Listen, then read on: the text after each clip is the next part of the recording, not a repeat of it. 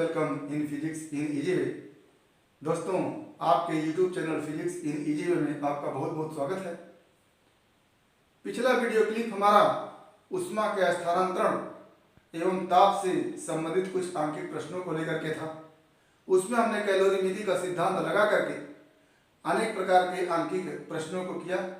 उम्मीद है कि आप नियमित रूप से हमारे YouTube चैनल के वीडियो को देख करके उससे लाभ उठाए होंगे। आज का हमारा जो वीडियो क्लिप होगा वो चैप्टर पदार्थ के भौतिक अवस्था में परिवर्तन एवं गुप्त ऊष्मा से होगा, और इस चैप्टर का पहला टॉपिक जो होगा वो होगा अवस्था परिवर्तन। तो ये अवस्था परिवर्तन से संबंधित हमारे कुछ तथ्य हैं जिसको हमने बोर्ड पर दिया है। तो प्रत्येक पदार्थ किसी ताप पर तीन अवस्थाओं में से किसी एक अवस्था में हो सकता है। ये तीन अवस्थाएं हैं: ठोस अवस्था, द्रव अवस्था एवं गैस अवस्था। यानी किसी भी पदार्थ की एक तो फिक्स अवस्था होती है जो सामान्य ताप पर होती है, और यदि उसके ताप में परिवर्तन कर दिया जाए, उसके ताप को बढ़ा दिया जाए, घटा दिया जाए, तो उसकी अवस्था आपस में चेंज हो जाती है। जैसे सामान्य ताप पर यदि कोई पदार्थ ठोस अवस्था में है तो इस ठोस अवस्था के ताप में वृद्धि करने से वह द्रव अवस्था में बदल जाती है, और इस पदार्थ के इस अवस्था परिवर्तन को क्या कहते हैं? गलन कहते हैं। आगे, अगर यही पदार्थ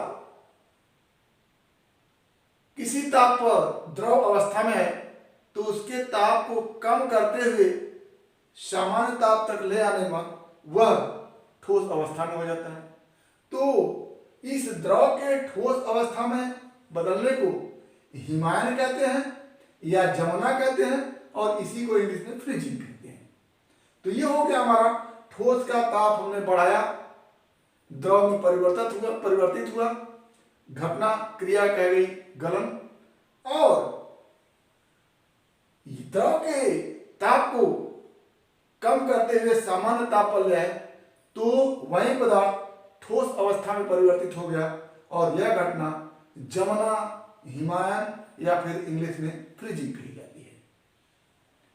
अगला, यदि कोई पदार्थ सामान्य ताप पर द्रव अवस्था में है और उसके ताप में वृद्धि किया जाए तो उसका क्वथन होता है, वह द्रव अवस्था से गैस अवस्था में बदल जाती है, और जब वो गैस अवस्था बदल जाती है उसके ताप को धीरे धीरे कम करके सामान्य ताप पर लाया जाए तो वह पदार्थ द्रव अवस्था में हो जाती है। इस प्रक्रिया को क्या कहते हैं? संघनन कहते हैं।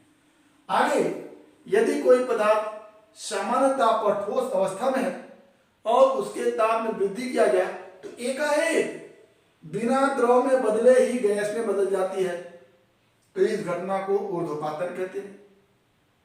और यह बदली हुई गैस अवस्था के ताप में कमी करते हुए यदि सामान्य ताप पर ले आया जाए तो वही पदार्थ गैस अवस्था से ठोस अवस्था में बदल जाता है, जिसको दृढ़ीकरण या डीपोजिशन कहते हैं। तो ये ताप में कमी अथवा वृद्धि से पदार्थ के एक अवस्था से दूसरी अवस्था में परिवर्तन को क्या कहते हैं? भौतिक अवस्था में परिवर्तन कहते हैं। तो इसको अगर हम लिखना चाहें तो कुछ घटनाएं, कुछ क्रियाएं हैं, उसको हम लिख सकते हैं। तो पहली क्रिया है हमारी गलन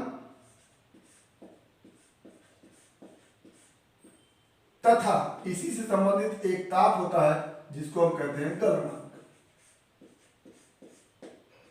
गलनांक पहली क्रिया है भौतिक अवस्था परिवर्तन की। तो इसमें गलन में आप देख चुके हैं कि सामान्य ताप पर पदार्थ ठोस अवस्था में है और उसके ताप में वृद्धि किया जाता है तो वह द्रव अवस्था में बदल जाती है। तो इस क्रिया को गलन कहते हैं। और ताप वृद्धि के बाद जिस ताप पर यह पदार्थ ठोस से द्रव अवस्था बदलने लगता है वही ताप गलनांक कहलाता है। तो इसको हम लिखेंगे कि सामान्य ताप पर सामान्य ताप पर ठोस अवस्था में पदार्थ के ताप में वृद्धि से वह द्रव अवस्था में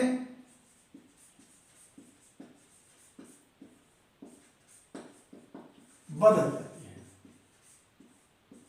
जाती है। यह क्रिया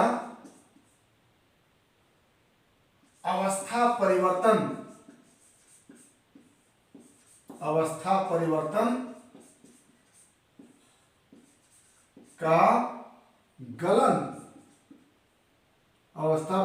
का गलन कहलाती है और जिस न्यूनतम ताप पर सीधी सी बात है, जिस ताप पर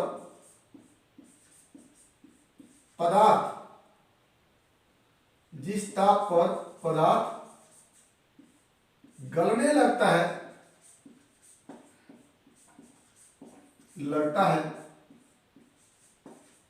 उस ताप को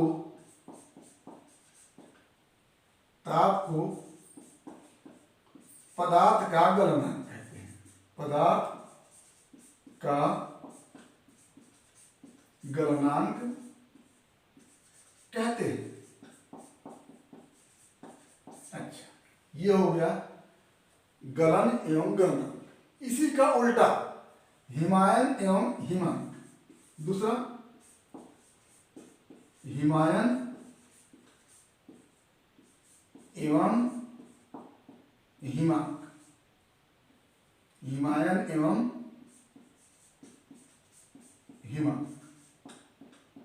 इसको लिखिए कि यदि सामान्य ताप पर पदार्थ द्रव अवस्था में है तो क्या, यदि सामान्य ताप पर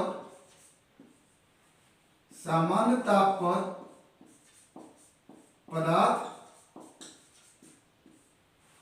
द्रव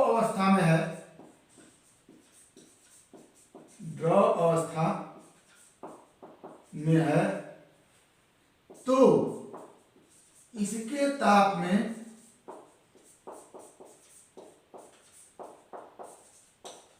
कमी करने पर यह ठोस अवस्था में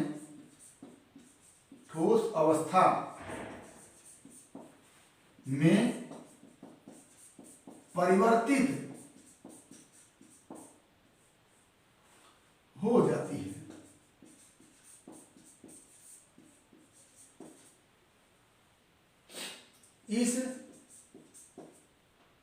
इस भौतिक अवस्था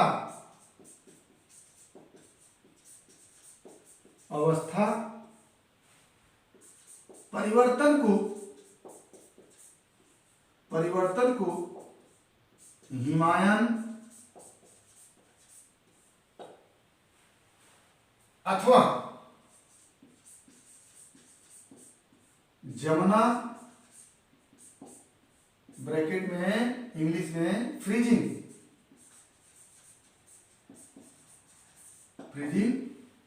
कहते हैं। और जिस ताप पर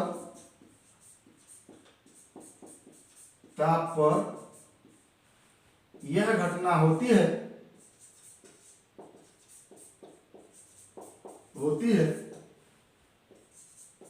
उसे हिमांक कहते हैं।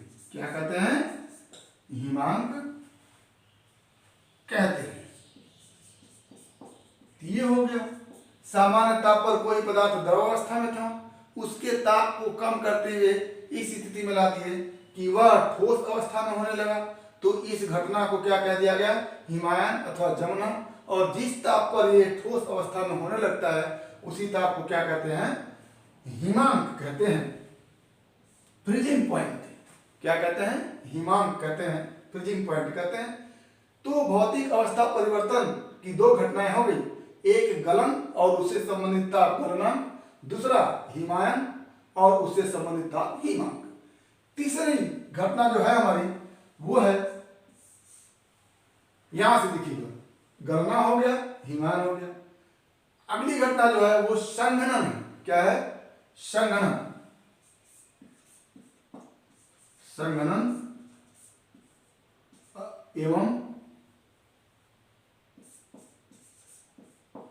एवं द्रवणांग। क्या, संघनन एवं द्रवणांग। ये संघनन, इसी को द्रवणांग भी कहते हैं। तो संघनन देखिए कैसे होता है, गैस से द्रव अवस्था में बदल रहा है। गैस से द्रव अवस्था में बदलने की प्रक्रिया क्या हो गई, संघनन, इसी को द्रवण भी कहते हैं। ठीक, और गैस से द्रव अवस्था में पदार्थ का परिवर्तन तब होता है जब उसके ताप में कमी की जाती है। यानी कोई पदार्थ यदि सामान्य ताप पर गैस अवस्था में है और उसके ताप में कमी की जाए तो वह एक निश्चित ताप पर द्रव अवस्था में परिवर्तित होने लगता है। इस घटना को क्या कहते हैं, संघनन कहते हैं। और जिस निश्चित ताप पर वह द्रव अवस्था में परिवर्तित होने लगता है उसे द्रवणांक कहते हैं। तो आइए क्या लिखते हैं कि यदि सामान्य ताप पर पदार्थ गैस अवस्था में है, गैस अवस्था में है,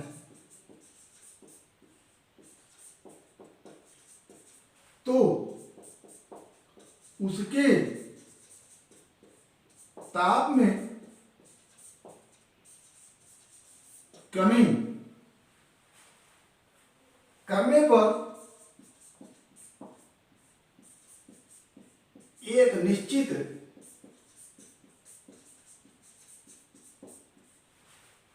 ताप पर वह द्रव अवस्था में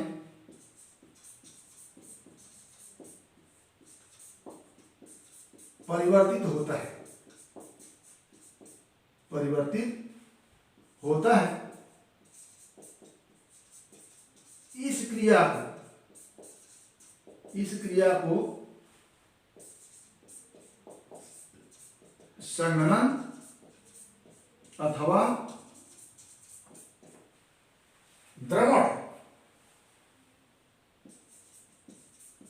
द्रवण कहते हैं।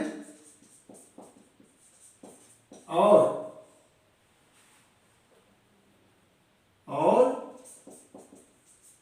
जिस ताप पर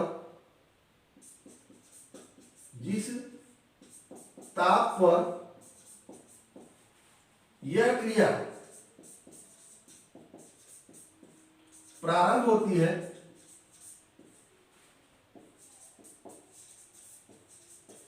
उस ताप को द्रवणांक कहते हैं। क्या कहते हैं, द्रवणांक कहते हैं। तो ये हो गया हमारा द्रवण एवं द्रवणांक। कोई पदार्थ सामान्य ताप पर गैस अवस्था में है और उसके ताप में हम कमी करते करते आते हैं तो एक निश्चित ताप पर वह द्रव अवस्था में परिवर्तित होने लगता है।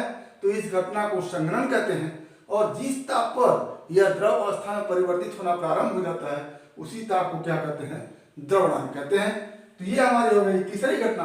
आइए चौथी घटना देखते हैं, वो है वाष्पन। क्या है चौथा, वाष्पन। वाष्पन तो द्रव पदार्थ यानी कोई पदार्थ द्रव अवस्था में है, द्रव पदार्थ के स्वतः गैस अवस्था में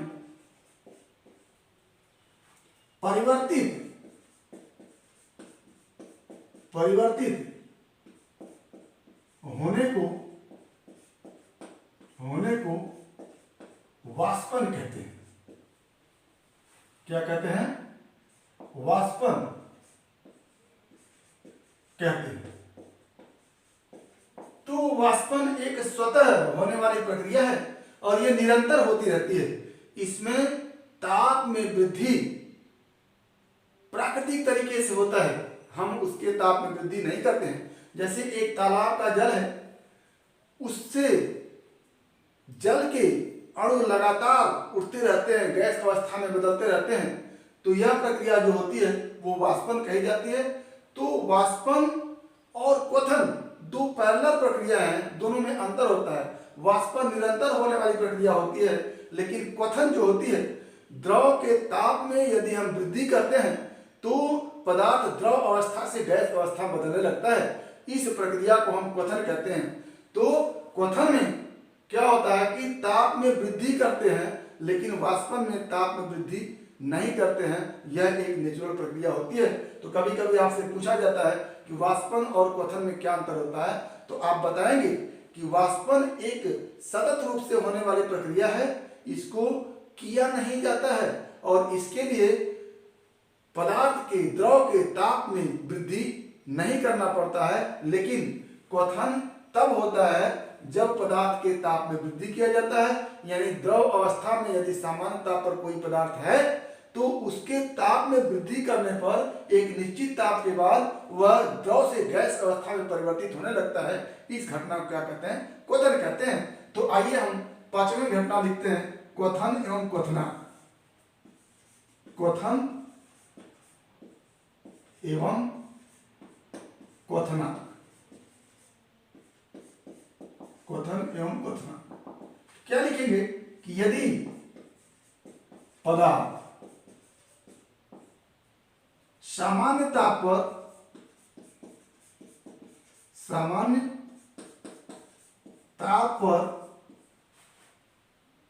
द्रव अवस्था में है और उसके ताप में वृद्धि की जाए तो एक निश्चित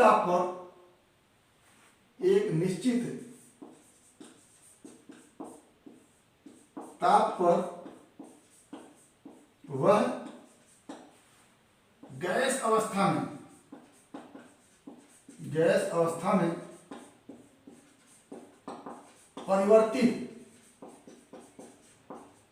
परिवर्तित होता है।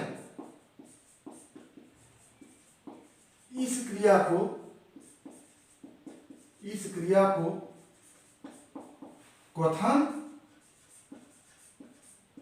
एवं जिस ताप पर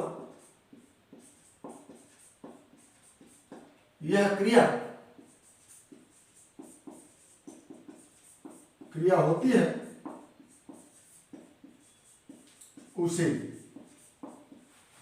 क्वथनांक कहते हैं। क्वथनांक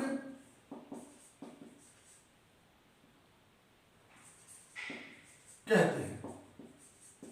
ये हो गया क्वथन एवं क्वथन।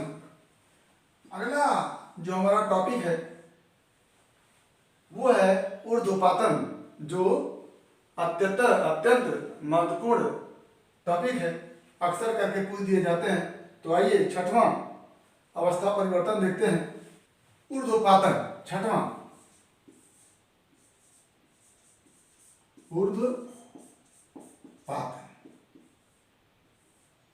तो यह एक ऐसी प्रक्रिया होती है जिसमें पदार्थ सामान्य ताप पर ठोस अवस्था में होता है, लेकिन उसके ताप में जब हम वृद्धि करते हैं तो वो बिना द्रव अवस्था में बदले ही गैस अवस्था में बदल जाता है।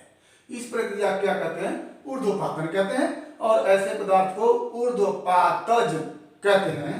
तो लिखेंगे आप कि सामान्य ताप पर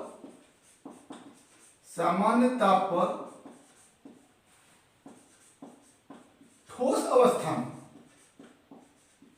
अवस्था में पदार्थ के ताप में वृद्धि करने पर यह ठोस अवस्था से सीधे गैस अवस्था में यानी द्रव अवस्था में नहीं बदलती है, ठोस अवस्था से सीधे गैस अवस्था में परिवर्तित होती है।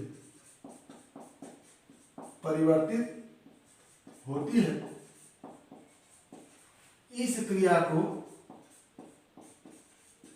क्रिया को ऊर्ध्वपातन कहते हैं। ऊर्ध्वपातन कहते हैं।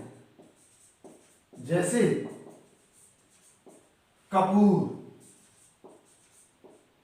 कपूर का सीधे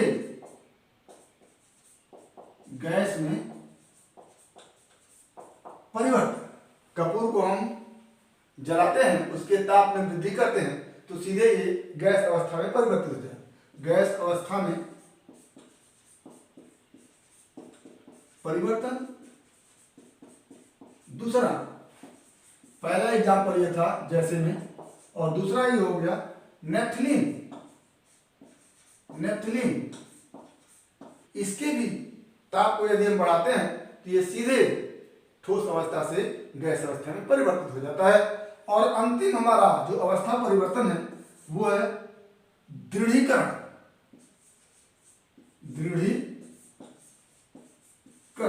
इसको डिपोजिशन कहते हैं।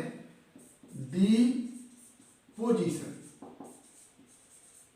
तो कुछ पदार्थ सामान्य ताप पर गैस अवस्था में है और उनके ताप को यदि हम कम करते हैं तो सीधे वो ठोस अवस्था में बदल जाते हैं। द्रव अवस्था में बिना बदले ही ठोस अवस्था में बदल जाते हैं। तो इस प्रक्रिया क्या कहते हैं? दृढ़ीकरण कहते हैं। तो क्या लिखेंगे कि यदि गैस अवस्था में पदार्थ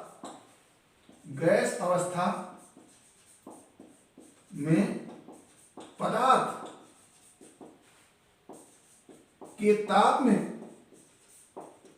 कमी की जाए तो वह द्रव अवस्था में बदले बिना ठोस अवस्था में आ जाती है। इस प्रक्रिया को दृढ़ीकरण कहते हैं। तो ये हमारा दृढ़ीकरण हो गया। तो इस तरह से हमारी भौतिक अवस्था परिवर्तन से संबंधित 7 अवस्था परिवर्तन है।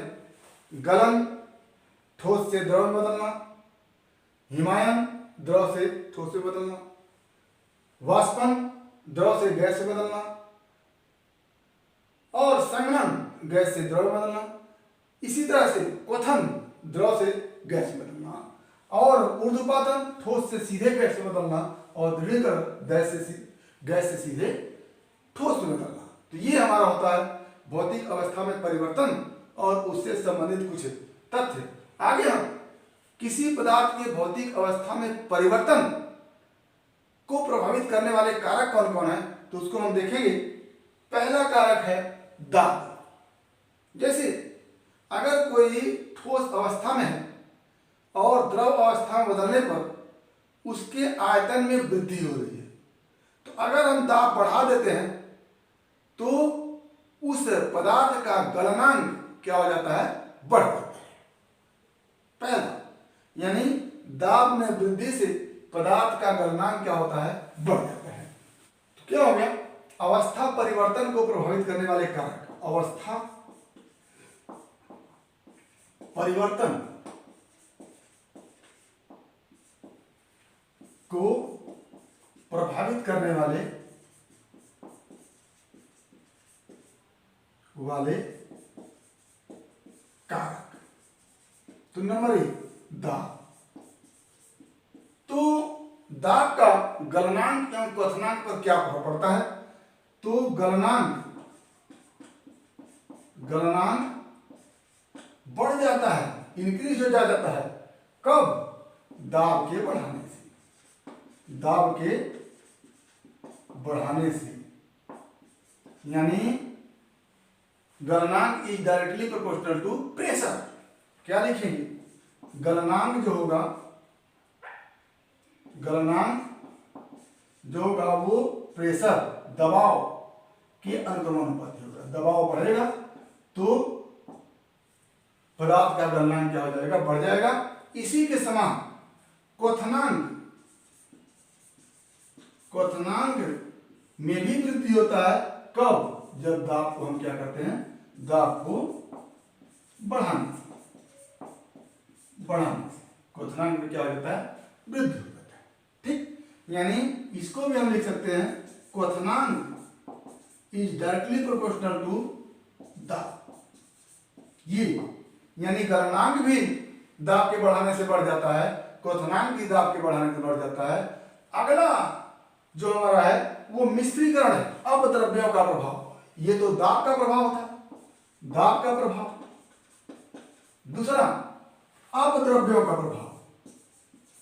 अपद्रव्यों का प्रभाव तो किसी पदार्थ प्राकृतिक अवस्था में यदि कोई अपद्रव्य, कोई दूसरा पदार्थ मिला दिया जाता है तो उसके गलनांक में कमी आ जाती है।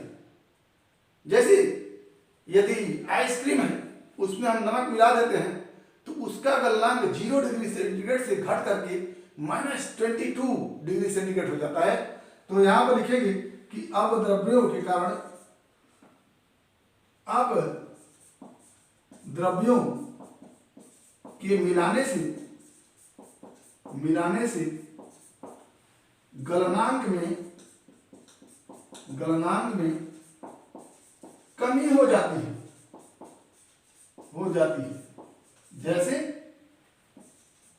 जैसे आइसक्रीम में नमक जैसा अपद्रव्य मिला दिया, नमक जैसा अपद्रव्य मिला दिया जाए तो गलनांक 0 डिग्री सेंटीग्रेड से -22 डिग्री सेंटीग्रेड हो जाता है। ये हो गया, अपद्रव्यों के मिलाने से पदार्थ का गलनांक क्या हो जाता है? कम हो जाता है। तो ये हमारी पदार्थ की भौतिक अवस्थाएं कौन कौन होती हैं, उनकी अवस्थाओं में परिवर्तन कैसे होता है और उस परिवर्तन को क्या हम नाम देते हैं, जैसे गलन, हिमायन, संघनन, वाष्पन, ऊर्ध्वपातन, सुदृढ़ीकरण, क्वथन, ये सब अवस्था परिवर्तन के विभिन्न नाम हैं। और जिस ताप पर वो अवस्था परिवर्तन होते हैं उस ताप के भी अपने अपने नाम होते हैं। जैसे गलन जिस ताप पर होता है उसको गलनांक कहते हैं, हिमायन जिस ताप पर होता है उसको हिमांक कहते हैं, संघनन जिस ताप पर होता है उसको द्रवणांक कहते हैं, और क्वथन जिस ताप पर होता है उसको क्वथनांक कहते हैं। वाष्पन किसी भी ताप पर हो जाता है या वाष्पन के लिए ताप में वृद्धि की आवश्यकता नहीं होती है। ऊर्ध्वपातन एक निश्चित ताप पर होता है, ये एक घटना है जिसमें ठोस अवस्था से सीधे गैस अवस्था में बदल जाता है, और दृढ़ीकरण सीधे गैस अवस्था से ठोस अवस्था में बदल जाता है।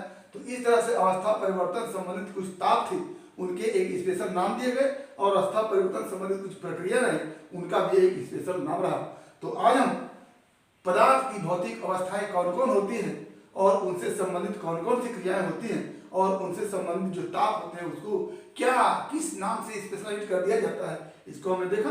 तो उम्मीद है कि ये टॉपिक आपको समझ में आया होगा, और अगर इसमें किसी प्रकार की कोई समस्या हो तो हमारे YouTube चैनल के कमेंट बॉक्स में कमेंट करके अपनी समस्या को आप लिखेंगे। और यदि वीडियो क्लिप पसंद आया तो प्लीज़ लाइक करेंगे, शेयर करेंगे, साथ ही हमारे YouTube चैनल को सब्सक्राइब करेंगे ताकि इस तरह के वीडियो क्लिप का नोटिफिकेशन आपको मिलता रहे और आपकी फिजिक्स की तैयारी मुकम्मल होती रहे और साथ ही हमारा हौसला अफजाई होता रहे और इसी तरह के वीडियो क्लिप आपको हम प्रोवाइड कराते रहे। तो आज बस इतना ही। एक बार फिर आपके भविष्य के लिए बेस्ट ऑफ लक। धन्यवाद।